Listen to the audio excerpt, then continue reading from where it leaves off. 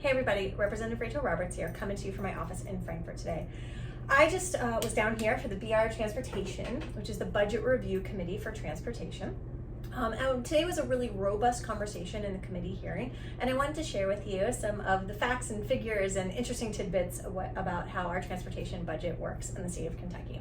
So hopefully you will find this informative and interesting. So let me just give you a couple of statistics.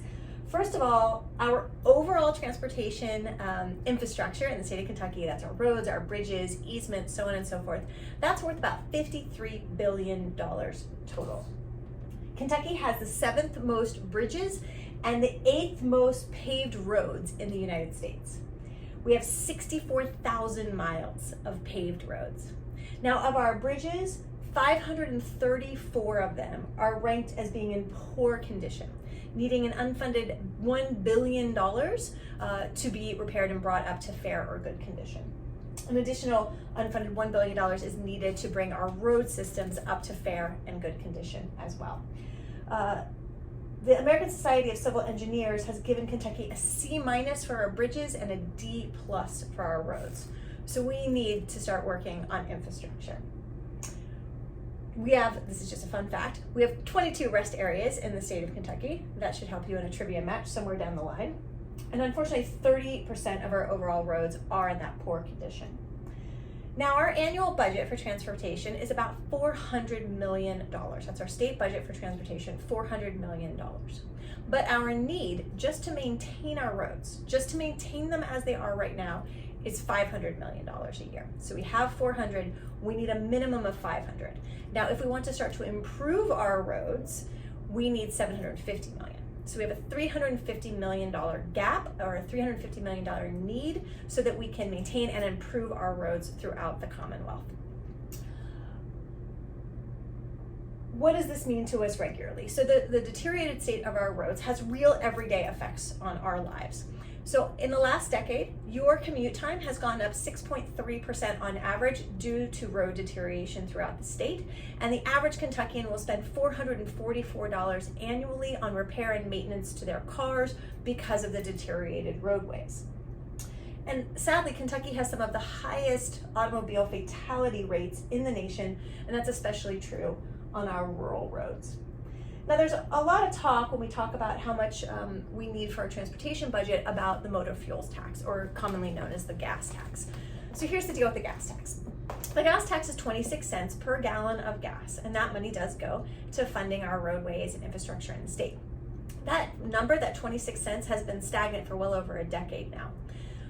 Also during that time, car usage and mileage has gone up, but the fuel efficiency of cars has also gone up. And we also, of course, have electric cars and hybrid cars and so on and so forth. So the tax rate is stagnant.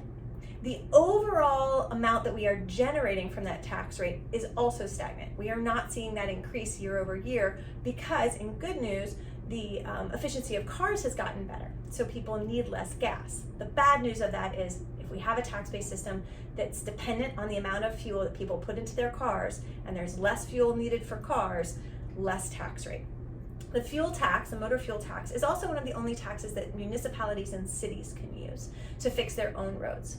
So now if there's a pothole on a road that you drive every day, and you call someone or you go to the pothole app and say there's a pothole here, and someone calls you back, the first question they're gonna ask is, what's the name of the street, where is it? Because that street may be a city street, it may be a county or municipal street, or it may be a state street. And depending on which of those is true, a different organization, a different oversight committee is in charge of that, right? So it may be the financial responsibility of the city or the county or the state. And cities and counties have very few ways to generate revenue. So you can imagine that a very large budget item for our cities and our counties is transportation and roadways. So the motor fuels tax is a way for the cities and municipalities to benefit and to generate more money as well. So that's one of the reasons it comes up, because it's been flat for so long and because cities and counties are asking for it. So I present all this information to you, and what I'd love for you to do is give this some thought. So we need at least another $350 million annually so that we can really get our roadways to where we need them to be and where we deserve to have them be as Kentuckians. What are your thoughts on how we could raise these funds? This is, I hope, been informative for you and useful for you. I love learning about all of this stuff as well, and when I find these things to be interesting, or I think I can offer them to you in a way that hopefully is quick and easy and digestible, I will do so. This is now 5 minutes long, so maybe the quick part isn't working out as well as I'd hoped. But until we talk again, please drive safely and slowly, and I hope to see you soon. Thanks, everybody.